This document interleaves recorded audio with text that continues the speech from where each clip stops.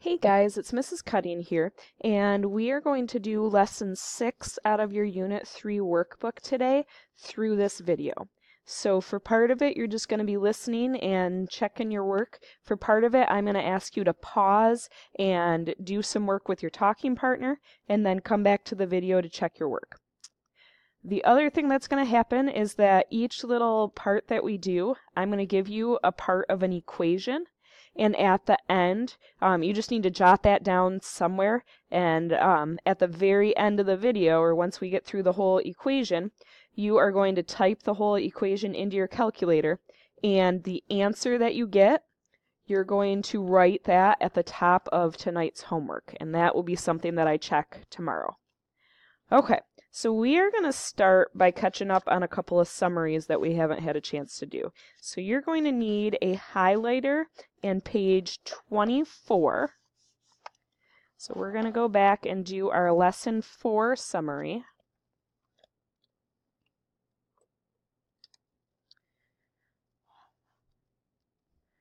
Okay, so our lesson 4 summary says, when we measure something in 2 different units, the measurements form an equivalent ratio. And we talked about equivalent ratios a while ago when we did Unit 2. We can reason with these equivalent ratios to convert measurements from one unit to another. And we're going to highlight that whole first little paragraph. So equivalent ratios can help us to go from one unit of measurement to another. Suppose you cut off 20 inches of hair. Your Canadian friend asks how many centimeters of hair that was. Since 100 inches equals 254 centimeters, we can use equivalent ratios to find out how many centimeters equal 20 inches. So now they show us using a double number line. But for this problem, because our numbers aren't so nice and pretty, I don't really like the double number line, so we're going to skip that. But my favorite is to use a table. So it was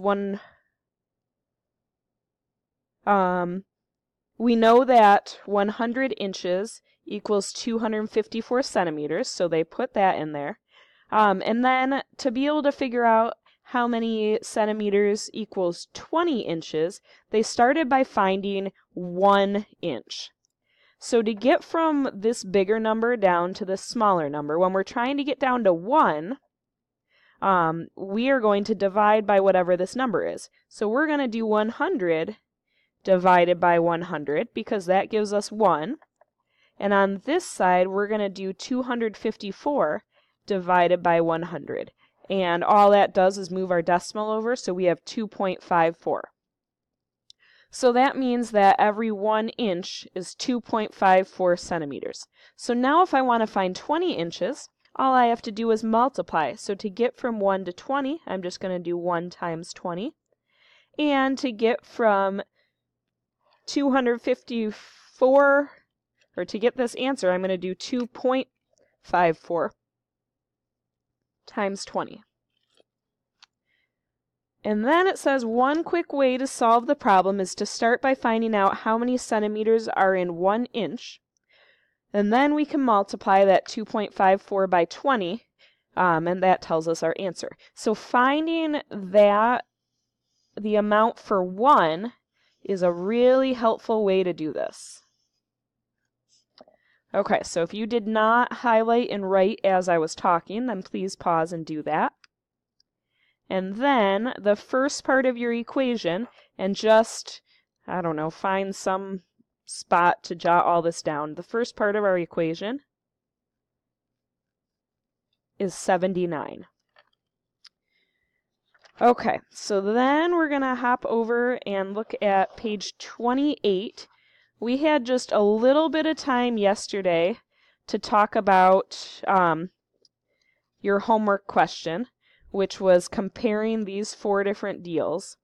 And I'm actually going to show you my other book for a second. So one way to do this is by making a table for each one. So for the first one, I did 8 cans for $6, and then I divided by 8 on both sides of my table, because 8 divided by 8 is going to give me 1. So then 6 divided by 8, I actually wrote it as a fraction first, because 6 divided by 8 is just 6 over 8. But then I typed that into my calculator, 6 divided by 8, and that gave me 0.75. So this one was 75 cents. This one we could have done without a table. Obviously, 10 for 10 is going to be $1 each. This one you probably could have also done without a table, because if we're just doing $3 divided by 2 cans, that's going to be $1.50 each. But I do want to show you the way that someone in one of my classes thought about doing this. So they had the 2 cans and they had the $3. And they said, well, I know, first of all, that each can is going to cost $1. And then this last dollar, we are going to split that up into 50 cents and 50 cents. So each can is going to cost $1.50. And then this one was just 80 cents, and they already gave that to us. So our cheapest was this first one. Okay, and the part of your equation for this section, so after that 79, is a plus sign. Okay, so now on the next page we're going to do our lesson 5 summary. Diego ran 3 kilometers in 20 minutes. Andre ran 2,550 meters in 17 minutes. Who ran faster? Since neither of their distances or their times were the same.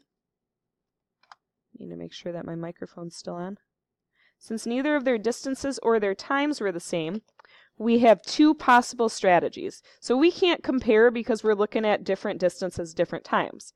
But we can find the time each person took to travel the same distance, and then the person who traveled that distance in less time is faster. Or we can find the distance each person traveled in the same time, and the person who traveled a longer distance in the same amount of time is faster. So it's, as the other summary said, it is often helpful to compare distances traveled in 1 unit of time, which means finding the speed, such as meters per minute. So finding 1 of something is always going to help us to compare. So a couple of examples of these.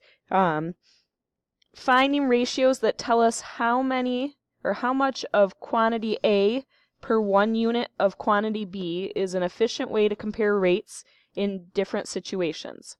So a couple that you'll be familiar with: car speeds in miles per hour and fruit and vegetable prices in dollars per pound.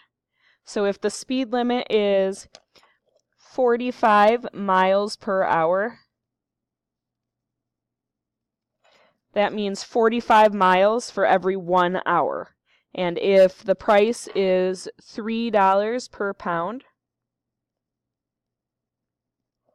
that means for every 1 pound, it's going to cost $3. Okay, so if you did not already highlight, pause me for a second and do that. And then the part of your equation for this section is 43.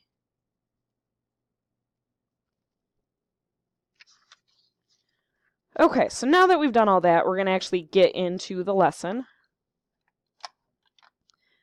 So, our learning goal is let's explore unit rates. So now we're on page 32. And we're skipping the 6.1 section and going into 6.2, cooking oatmeal. So you've probably at some point in your life eaten oatmeal. That's what it looks like raw. That's what it looks like cooked. And you've probably at some point noticed that I usually have jars like this sitting on my desk. And that's because I eat oatmeal most of the time for breakfast. So this is called overnight oats, and I make it in a jar and it sits in the fridge overnight, so I don't actually cook it, and that's what softens the oats. So we're going to talk a little bit about making or cooking oatmeal, and I'm going to switch back to my workbook because I can write on my workbook and I can't write on this screen. All right. So again, I'm on page 32, and it says, Priya, Han, Lynn, and Diego are all on a camping trip with their families. The first morning, Priya and Han make oatmeal for the group. The instructions for a large batch say, bring 15 cups of water to a boil, then add 6 cups of oats.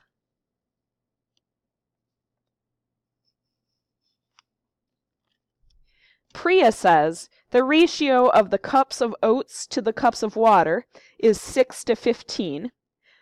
So she says the unit rate, the how much for one of something, is 4/10 of a cup or 0.4 cups of oats per cup of water, for each 1 cup of water. Han says, no, the ratio of cups of water to the cups of oats is 15 to 6. That's 2.5 cups of water per cup of oats. So you are going to pause me in just a second, and with your talking partner, you're going to talk about who is correct. Which one is our unit rate? Is it 0.4 cups of oats per cup of water, or for each cup of water? Or is it 2.5 cups of water per cup of oats? And if you want, you can use the table down here to help you.